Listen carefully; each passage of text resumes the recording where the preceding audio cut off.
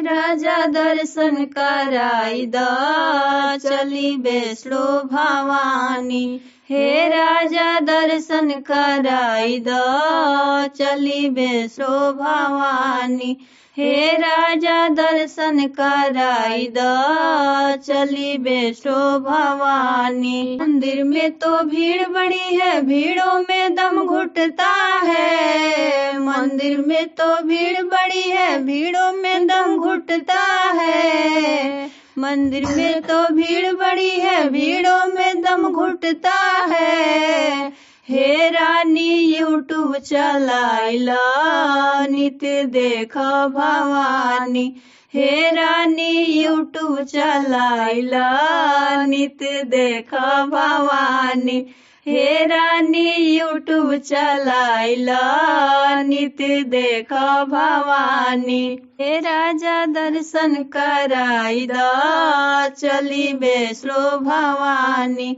हे राजा दर्शन कराई द चली वैष्णो भवानी। हे राजा दर्शन कराई द चली वैष्णो भवानी। माता रानी दूर बसी है, लंबा सफर न जमता है। माता रानी दूर बसी है, लंबा सफर न जमता है।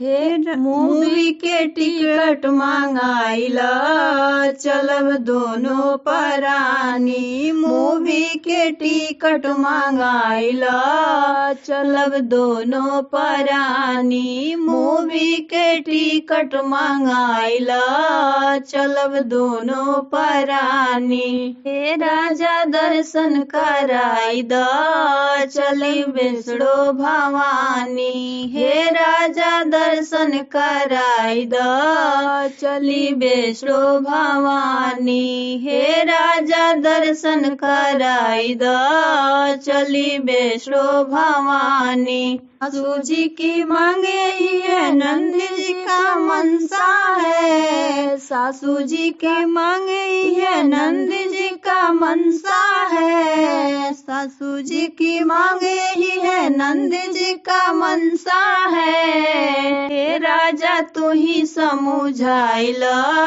गढ़ी कौनो कहानी। हे राजा तू ही समझाइला गढ़ कौनो कहानी।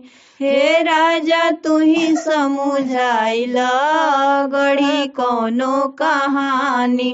हे राजा दर्शन कराई द चली वैष्णो भवानी। हे राजा दर्शन कराई द चली वैष्णो भवानी।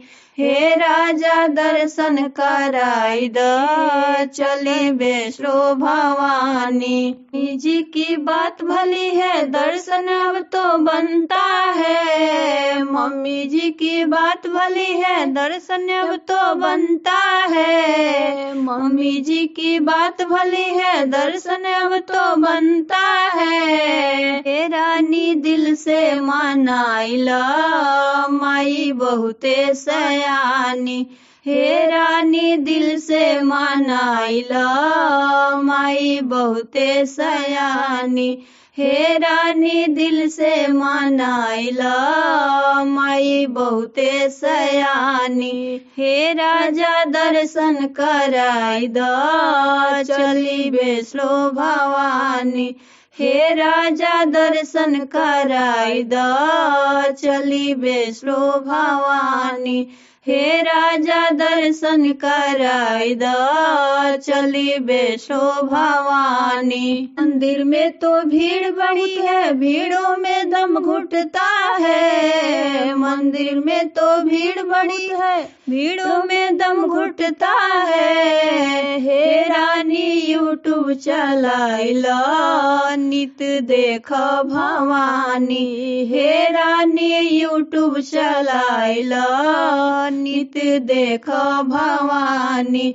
हे रानी यूट्यूब चलाइला नित्य देख भवानी।